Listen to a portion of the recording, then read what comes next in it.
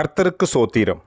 இன்றைய வேத வசனம் 2 தெசலோனிக்கேயர் 3ஆம் அதிகாரம் 3ஆம் வசனம். கர்த்தரோ உண்மையுள்ளவர், அவர் உங்களை ஸ்திரப்படுத்தி தீமையினின்று விலக்கி காத்துக்கொள்வார். ஆமென். 2 தெசலோனிக்கேயர் 3ஆம் அதிகாரம் 3ஆம் வசனம்.